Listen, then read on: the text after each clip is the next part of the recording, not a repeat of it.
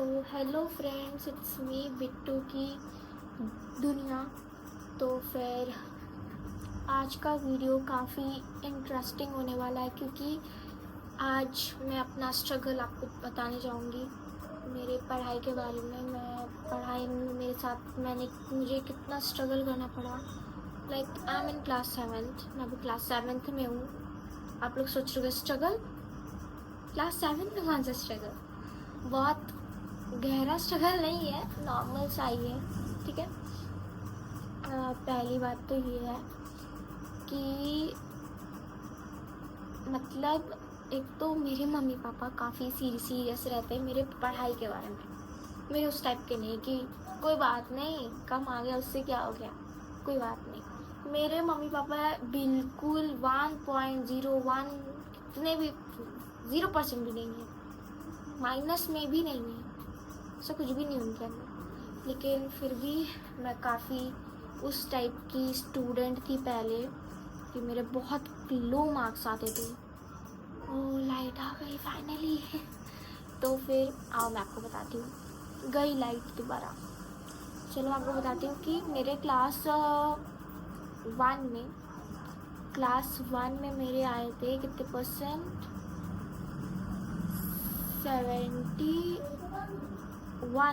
71% मेरे क्लास 1 में आए थे।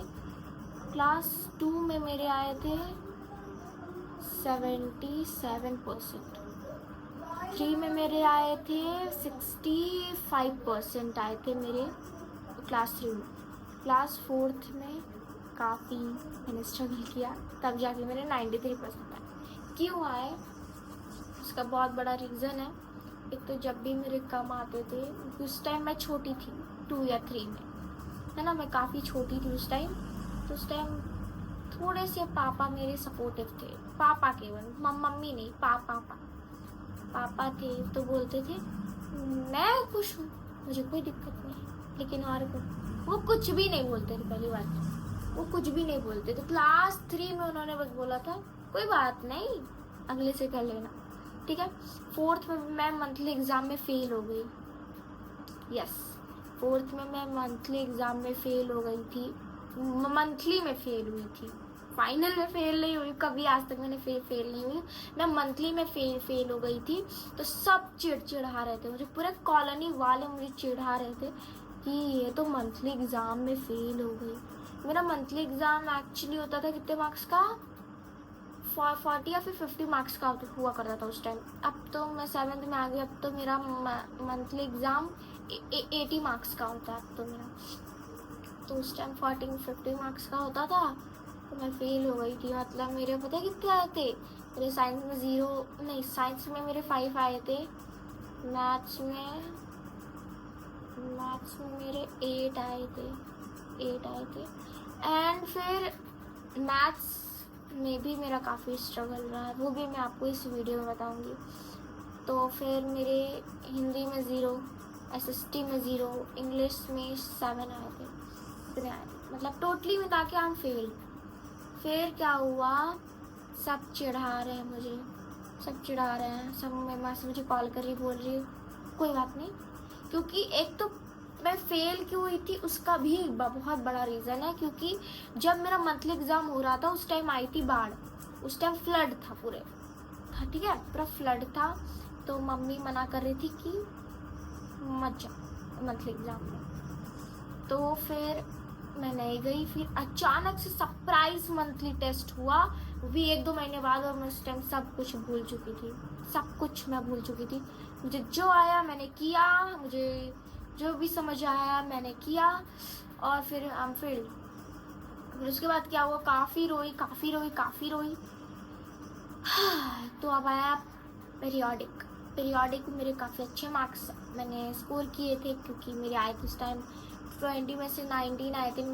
पीरियोडिक मंथली से बड़ा होता है, पीरियोडिक 100 या कुछ मार्क्स का होता है, 1 मार्क्स 20 का रहता है, ठीक है। तो फिर 6 सब्जेक्ट रहते, तो 120 मार्क्स का था। तो सब में मेरे 20 में से 19 आए थे, 18 आए थे, ठीक है। इस टाइप से मेरे मार्क्स आए थे। फिर आया फाइनल में भी अच्छा किया। लेकिन हाँ, एक चीज़ और है उसमें, मेरा मैथ्स उस टाइम बहुत कमज़ोर था मैथ्स उस टाइम। मेरे पता है कितने आए थे मैथ्स में? 26 मार्क्स आए थे मेरे मैथ्स में। पता है कौन सी क्लास में आए थे? 3 में आए थे मेरे 26 मार्क्स। 40 में से 26 थर्ड में आए थे। क्या आप सोच सकते हैं? बहुत कमज़ोर थी मैं मैथ्स में। लेकिन हाँ, मेरे टीचर्स इतने अच्छे थे कि मेरा मैथ्स इम्प्रूव हो गया।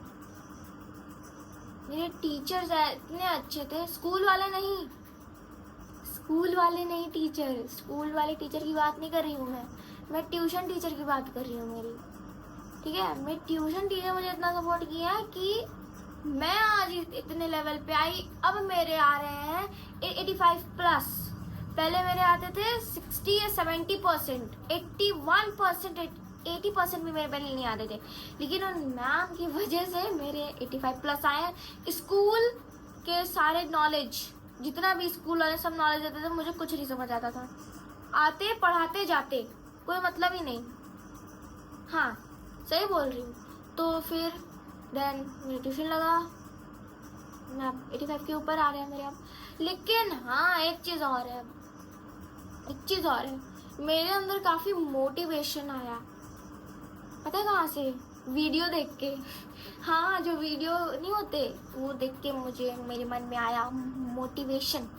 मैं काफ़ी मोटिवेट हुई इस वीडियो को देखकर। तब मैंने सोचा अब कम बैक करना पड़ेगा, अब चाहे कुछ भी हो जाए। तो फिर मेरे फोर्थ में 93% आए, फिफ्थ में 87% आए। एक्चुअली फिफ्थ में ना मेरी तबीयत ख़राब हो गई थी काफ़ी, मैं एडमिट हुई, काफ़ी हुआ, डेंगू हो गया था, टाइफाइड हो गया था, बहुत कुछ था मुझे प्रॉब्लम। एंड मेरे फिफ्थ में 87% आए थे। एंड सिक्स्थ में मेरे आए 85%। सिक्स्थ में मैं थोड़ा भटक गई थी क्योंकि एक तो एसएसटी का हाफ ईयरली का चैप्टर नहीं बताया गया था। एसएसटी के फाइनल में हाफ ईयरली में से भी कुछ चैप्टर्स देते हैं ना, तो उसका बताते हैं ना कि हाफ ईयरली में से इतना चैप्टर रहेगा। सारे सब्जेक्ट में बताया गया था कि हाफ ईयरली में ये वाले मतलब फाइनल में ये वाले चैप्टर्स आ रहे हैं हाफ ईयरली में से। ठीक है, हाफ ईयरली में से भी 1-2 चैप्टर आते हैं ना, तो एसएसटी में नहीं बताया गया था। लेकिन फिर भी किया मैंने, लेकिन ये फिर मैंने किया, खुद से किया। मेरे 80 में से 72 आए एसएसटी में, क्योंकि मैं खुद से आंसर बना के लिखी थी। हाँ, और मेरे हाफ ईयरली में क्लास 6 में पता है कितने आए थे एसएसटी में? 80 में से 50 आए थे। नहीं, 50 से 72, 80 में से। ये रहा मेरा स्ट्रगल। हाँ, ये स्ट्रगल वैसे लग नहीं रहा है, लेकिन आप लोग नहीं समझेंगे कितना बहुत रोती थी। मेरे पूरे फैमिली वाले बोल रहे थे, अरे ये कुछ नहीं कर पाएगी। इसीलिए अब मैं ठीक हो चुकी हूँ, मेरा पूरा साइकिल एकदम अच्छे से चल रहा है। क्योंकि अगर एक बार किसी के अच्छे परसेंटेज आ गए, फिर वो हमेशा अच्छे परसेंटेज ही लाएगा।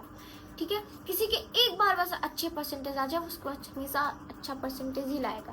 और पहली बात, मैं आपको एक चीज़, बहुत इंपॉर्टेंट बात आपको मैं बताना चाहती हूँ कि कुछ लोग बोलते हैं पढ़ने से कुछ नहीं होगा। बहुत रील मैं बहुत देखी हूँ, लोग बोलते हैं कि पढ़ने से कुछ नहीं होगा। पढ़ने से क्या होगा, लोग बोलते हैं, है ना, स्किल चाहिए, है ना। तो मैं आपको वो बता दूँ, मिलियनियर जो होता है, जो ट्रेडिंग वडिंग करते हैं, वो लोग जो इन्वेस्ट करते हैं, जो भी करते हैं अपना, मिलियनियर जो रहता है उसको एक कलेक्टर जैसा रिस्पेक्ट नहीं मिलता। समझ रहे हैं? एक मतलब एक क्या मैं बोलूँ, एक जैसे कोई मिलियनियर है उसको डिस्ट्रिक्ट मजिस्ट्रेट को जैसे रिस्पेक्ट नहीं मिलती वैसे उनको नहीं मिलता होगा। वो लोग चाहे कितने भी नौकर रखे रहे, कितने भी कुछ भी सिपाही रखे रहे, उस टाइप का उनको रिस्पेक्ट नहीं मिलता होगा। बात आ गई अब रिस्पेक्ट पे। पहली बात, पढ़ाई भी अच्छी होनी चाहिए, स्किल भी होनी चाहिए, दोनों चीज होनी चाहिए। ये नहीं बस स्किल बीच में आ गया कि स्किल बस होनी चाहिए, नहीं, पढ़ाई भी होनी चाहिए, स्किल सब। इसको पूरा हम लोग मिला के बोलते हैं smart work. Smart work. Smart मतलब तेज रहो दिमाग से, और वर्क मतलब उस पर काम करते रहो, पढ़ते रहो। सही बोल रही हूँ मैं, आपको मिलियनर जैसा रिस्पेक्ट नहीं मिल पाएगा। यहाँ के जो डीएम है, पीएम है, उस जैसा रिस्पेक्ट नहीं मिल पाएगा एक मिलियनर को।